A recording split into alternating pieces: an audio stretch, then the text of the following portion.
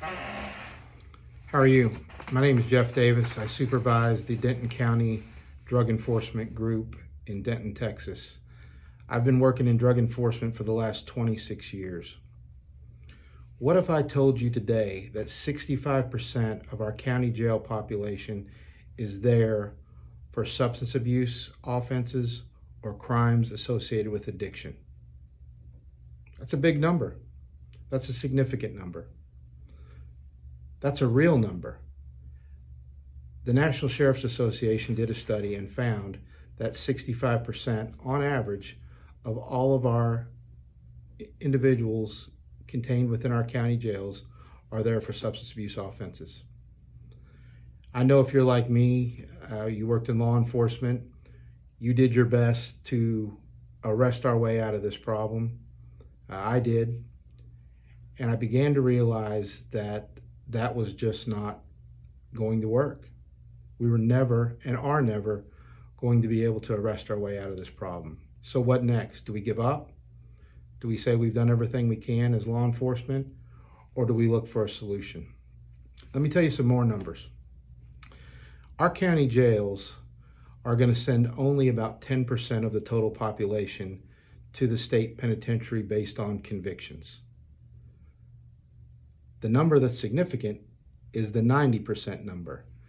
90% of our populations in our county jails are coming right back into the community through plea agreement, bond, probation.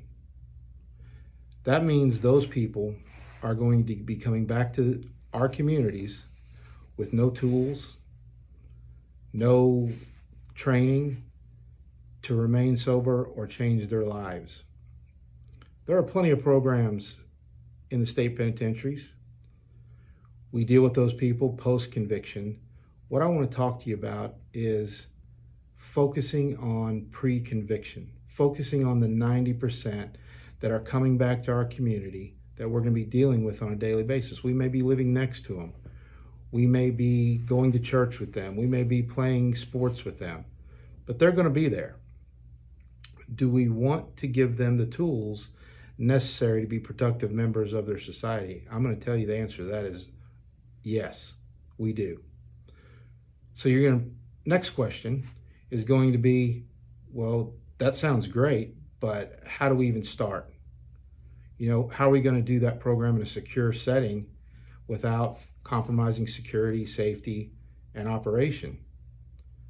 So let me tell you how we're going to do that. We're going to do that through a subscription-based service that transmits lessons into that secure facility. The participants are going to be able to watch that lesson and take that lesson in over 12 weeks each day. At the end of that lesson, they're going to be able to sign into a secure Zoom type meeting where a facilitator will go over that day's lesson, talk about what it meant, how to implement that lesson into their lives, and support that participant through the process of recovery. So the next question is, well, Jeff, that sounds great, but that's got to be expensive. And treatment is an expensive endeavor. On average, about $15,000 for every 30 days of inpatient treatment. In this case, they're already inpatient. We just have to provide the treatment. So how do we fund that? Well, we've identified several ways to fund that. Through county budget, that's one way, not as popular as the other ways. Another way is through the Inmate Commissary Fund or Asset Forfeiture Fund, or there's an opioid abatement fund that has just been awarded and it's awarded to the states individually, and it's in the billions of dollars.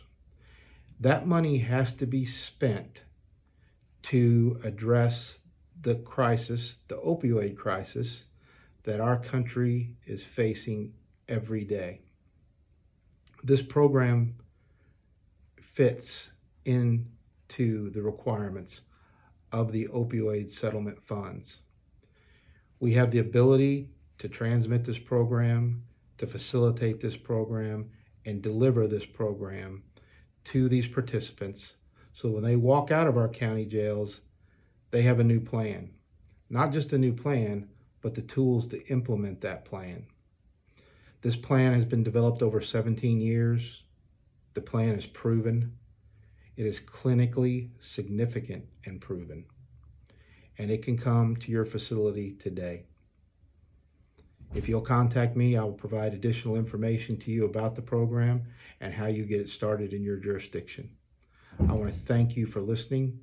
And again, if you have questions, please contact me.